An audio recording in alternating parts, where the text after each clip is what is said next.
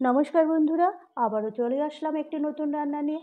আমি টুসি কিচেনে তোমাদের সবাইকে স্বাগত জানাচ্ছি। আজ তোমাদের আমি করে দেখাবো পাঁপড়ের তরকারি।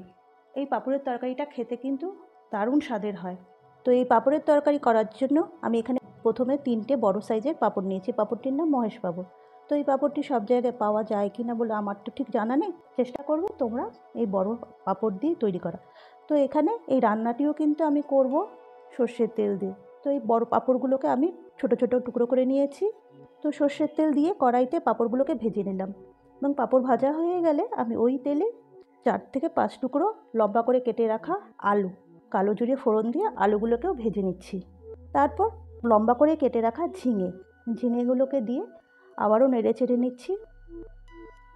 মিনিট খানেকের মতো নেড়ে চেড়ে দিয়ে দেবো হলুদ। তো আমি এখানে কিন্তু খুব কম উপকরণ দিয়ে রান্নাটি করব। তো ঝিঙেটি দিয়ে নেড়ে চেড়ে 1 মিনিটের মতন ঢাকা দিয়ে দিচ্ছি। তো বন্ধুরা, আমি কিন্তু লবণ এখনও দেইনি। এখন আমি দিয়ে দেব পরিমাণ মতন লবণ, আমার সবজির পরিমাণটা বুঝে। তো আমি এখানে 1.5 চামচের মতন লবণ দিয়ে দিচ্ছি। দিয়ে আবারও একটু নেড়ে চেড়ে দিয়ে দেব 1.5 চামচের মতন লঙ্কা গুঁড়ো। তো এখানে কিন্তু আমি খুব বেশি ঝাল দেব না, যেহেতু পাঁপড়ের একটা গোলমরিচের ঝাল থাকে। লঙ্কার গুঁড়ো দিয়ে মশলাটা কষিয়ে দিয়ে দিচ্ছি জল। দিয়ে দেব সামান্য পরিমাণে চিনি। পাঁপড়ের তরকারিটা কিন্তু খেতে অসাধারণ হয়।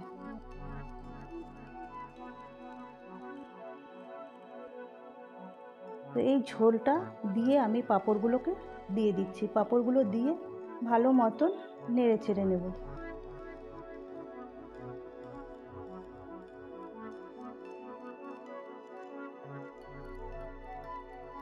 নেড়ে চেড়ে নিয়ে পাঁপড়গুলোকে একটু উল্টে পাল্টে দেব। দিয়ে দিচ্ছি কাঁচা লঙ্কা।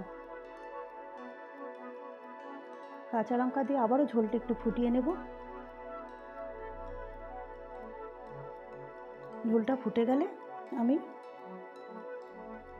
নামিয়ে নেব। ঠিক এরকম হবে। তো বন্ধুরা, আমার রান্না অলমোস্ট রেডি।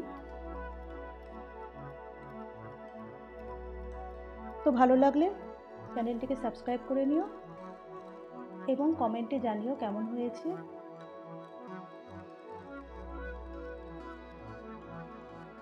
পুরো ভিডিওটি দেখার জন্য তোমাদের অসংখ্য ধন্যবাদ।